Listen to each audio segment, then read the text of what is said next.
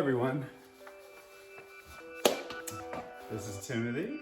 Say hi, Timothy. Timothy, I don't know if they can see you. You might want to go around the other side there. Timothy's my little helper, and also my son. We figured we would share with everyone our process of creating, crafting our worlds that we love to do. This next piece here, this is going to be a snow or ice tundra. Play out our Dungeons and Dragons scenarios and campaign of possibly Icewind Dale or just any kind of side quests that involve snow. It is the season for snow, so in the background over there you can see there's a World War II table which we just recently finished. That one is based off of Battle of the Bulge, and we're also going to be using that for our World War II gameplay. So basically the principle of shooting this video is to share the content that we make on a regular basis. We just don't post it. So I hope you enjoy, and here we go. The materials for this project are 3 sheets of roofing insulation foam, about 3 inches thick. Here we're working on the general layout for this particular table mat. Considering this is the largest mat we have and the most versatile, it allows us to visualize the potential placement for the components. Here I am noticing that we need another camera angle to allow for like a bird's eye view of the work table.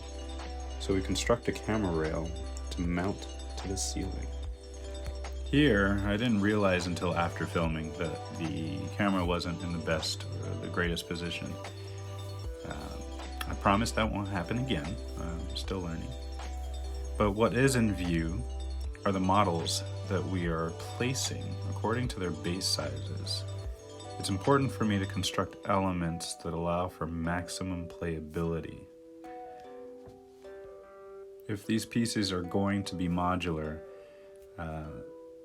they should fit the standard base size of all miniatures that I use at least, and also allow them to accommodate for static elements on the table. We are also labeling to denote the use of each piece in order to visualize volume of the components. It's very easy to plan for a certain quantity of elements, only in the end to realize that you didn't make enough to achieve the visual effect that you're going for. And since this is a 4x6 table, it's a pretty large table. Most of my tables are 4x6. But this one in particular is in a mountainous location. So we stack the foam, allowing us to position ourselves. No, what am I saying? Bird's eye. What I really meant is an eye level view with the miniatures, so that you then can feel the actual height of the pieces that you're making. And also it gives you a feel of what it would look like during gameplay. My son, you can see his hand in these shots. He's so into helping and being active with the project builds. I love involving him during these early stages of design. He's actually been growing up around this since he was 2 years old, which gives him pretty much a head start in all this crazy. But it has also enabled him to be relevant in project design. His feedback is always welcome. He's got a lot of great ideas.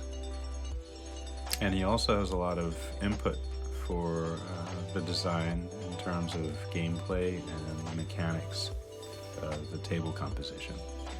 You also see us positioning the models to make sure that, if necessary, they will be able to fit on the top surface areas of most of the rocks while still allowing for other model placement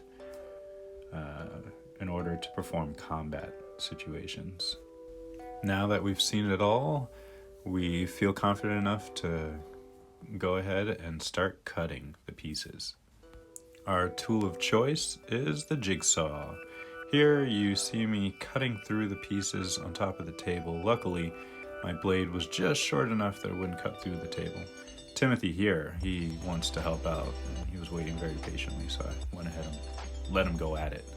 Natural cutter, that kid. Here you'll see the pieces quickly started to mount up. We realized all the foam that we had prepped to use on the table, we actually wound up using maybe 2/3 of it because the pieces, after they started to stack, wound up taking up a lot of space. So you see us here cutting through the remainder of what we're going to use.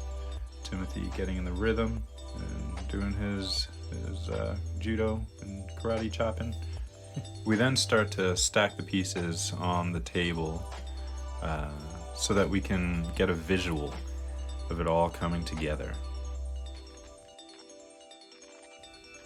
Stacking and positioning it as if we were setting up a scenario, we quickly were able to envision the winterscape that we imagined. Placing some minis and simulating some combat scenes, we felt the ergonomic shapes strongly depicted the feel that we were trying to achieve. And of course, here we go. This is a flyover that I'm attempting to do. I feel as though doing a flyover really pulls everything together once it's all completed. This is just a test run. Obviously, none of the rock formations are complete. It's all still white foam. But I have every intention to sculpt all the individual pieces so that they'll look as though they are naturally formed rocks. But for now, staging of the pieces really ties it all together. That red dragon, gosh, I love that red dragon. Just recently got that at a great price, actually, so that I can add it to my collection. Collector is never done collecting. So, yeah, just sit tight and enjoy the flyover.